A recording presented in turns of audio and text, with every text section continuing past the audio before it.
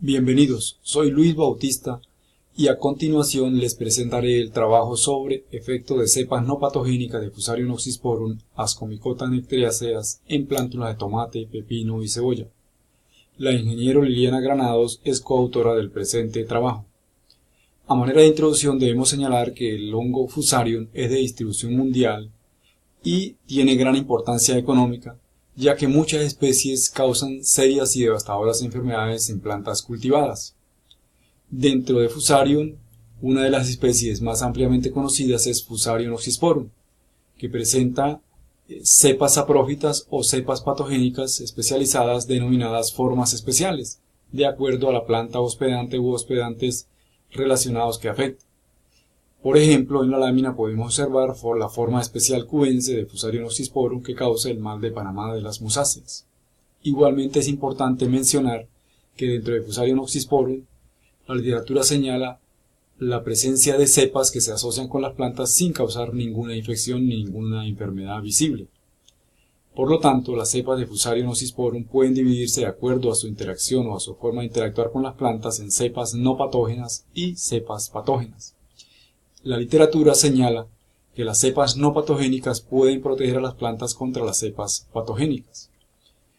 Los dos mecanismos de acción que se encuentran asociados a las cepas no patogénicas de Fusarium son la competencia y la resistencia sistémica inducida. Igualmente, se señala en la literatura que las cepas no patogénicas de Fusarium oxysporum han sido reportadas o señaladas con potencial para reducir los daños causados por nematodos fitoparásitos, como es el caso de Meloidogyne y Rhadophilus.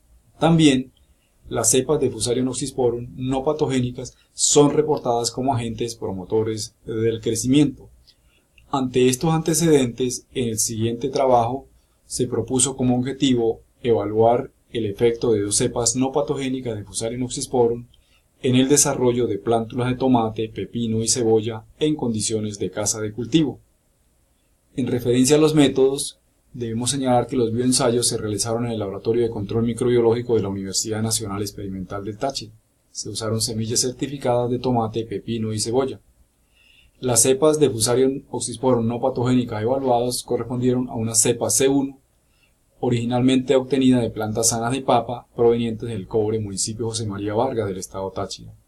Una cepa codificada como C2, obtenida de plantas sanas de tomate colectadas en la Unidad Académica La Tuquerena, municipio Junín, estado Táchira. Las cepas fueron inicialmente aisladas en papa de Strozagar y siendo identificadas como Fusarium oxysporum a nivel de laboratorio. La primera fase que se desarrolló fue la masificación de las cepas de Fusarium no patogénico. Estas cepas fueron masificadas en un medio de cultivo a base de extracto de papa y destroza.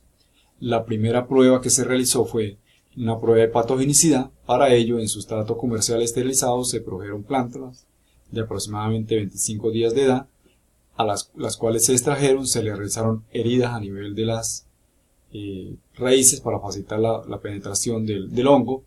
Estas plántulas con las heridas fueron sumergidas en suspensiones de 1 por 10 a las 7 esporas por mililitro.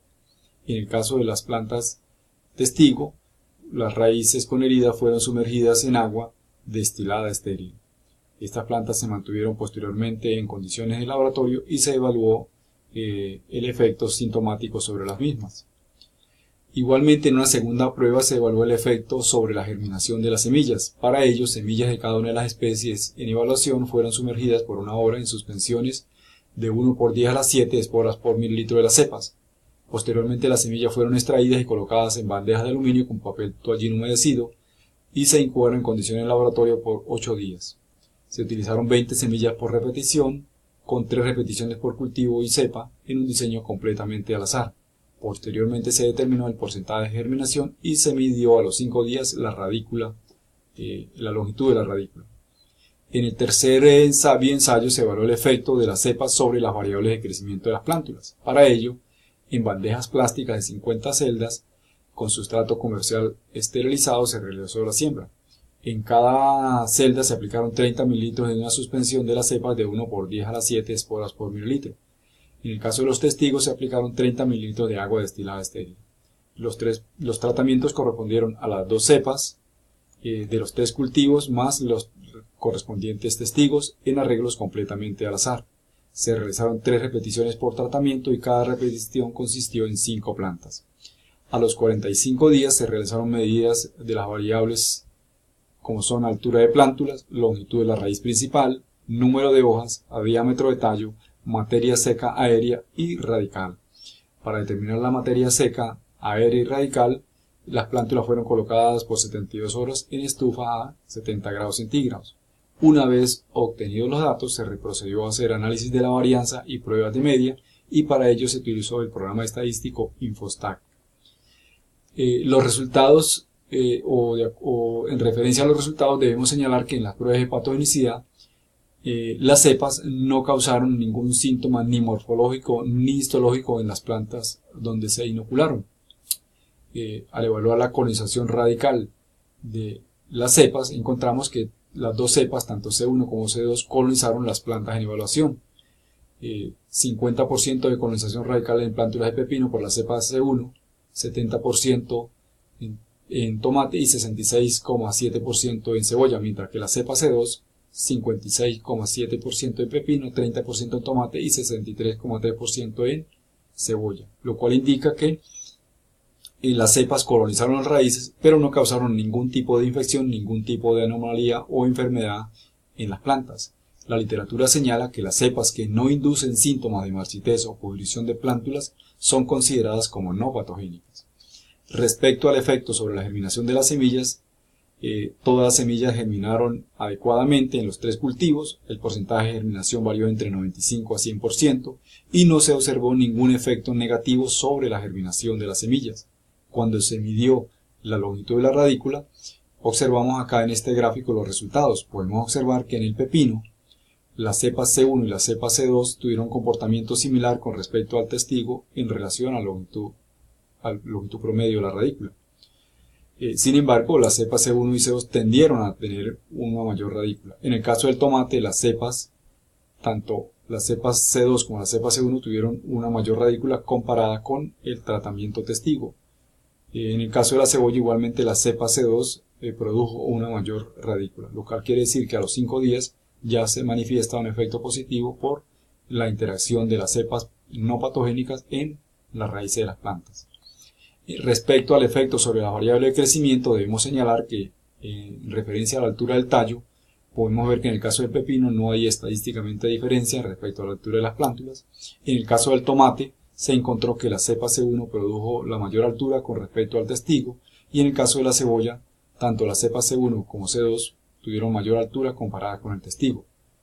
En referencia al diámetro del tallo, en el caso del pepino, la cepa C1 y C2 tuvieron igual comportamiento, siendo diferentes con respecto al testigo.